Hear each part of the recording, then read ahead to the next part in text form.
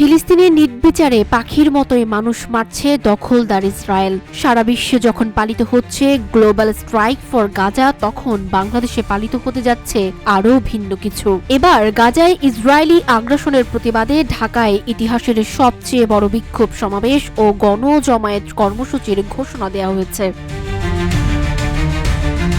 ফিলিস্তিনের গাজা উপত্যকায় চলমান ইসরায়েলি বর্বরতার বিরুদ্ধে সারা বিশ্বের মতো বাংলাদেশের জনসাধারণও ফুঁসে উঠেছে। দেশব্যাপী নজিরবিহীন বিক্ষোভের পর এবার মার্চ ফর গাজা কর্মসূচির ডাক দেওয়া হয়েছে। এই কর্মসূচির ডাক দিয়েছে দেশের আলোচিত ও জনপ্রিয় কয়েকজন আলেম, শায়খ ও স্কলার। সঙ্গে থাকছেন বিভিন্ন অঙ্গনের জনপ্রিয় ব্যক্তিত্বরাও।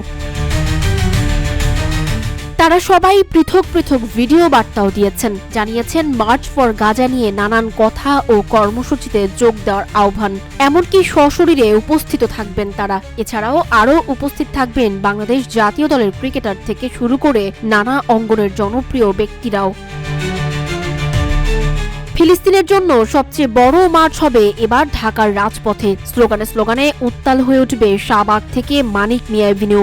দলমত নির্বিশেষে সবাইকে এই সমাবেশে যুক্ত হওয়ার আহ্বান জানিয়েছেন দেশবরেণ্য উলামায়ে কেরাম সহ ছাত্র নেতারা। বিক্ষোভ মিছিলটি 12 এপ্রিল শনিবার রাজধানীর শাহবাগে বিকেল 3টার দিকে শুরু হয়ে মানিক মিয়া এভিনিউতে গিয়ে শেষ হবে। প্যালেস্টাইন সলিডারিটি মুভমেন্ট বাংলাদেশ শীর্ষক এই কর্মসূচিতে উপস্থিত থাকবেন দেশবরেণ্য দায়ী শায়েখ আহমাদুল্লাহ, খ্যাতিমান স্কলার মিজানুর রহমান আজহারি, দৈনিক আমার দেশের সম্পাদক মাহমুদুর রহমান, জাতীয় ওলামা মাশায়েখ পরিষদের সাধারণ সম্পাদক মুফতি রেজাউল করিম আবরার, জুলাই গণঅভ্যুত্থানের সমন্বয়ক হাসনাত আব্দুল্লাহ ও সাদিক কাইম, বাংলাদেশ জাতীয় দলের ক্রিকেটার মাহমুদুল্লাহ রিয়াদ সহ আরও দেশবরেণ্য অনেকেই।